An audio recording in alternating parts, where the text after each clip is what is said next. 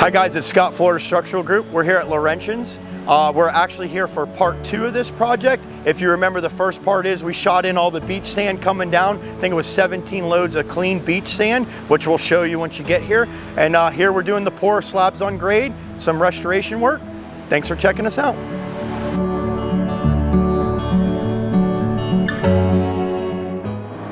Good morning, this is Mike from Florida Structural Group here at the Laurentians. We're getting ready to pour 20 yards of concrete today off of our volumetric trucks. We just freshly calibrated this truck in and we're ready to roll.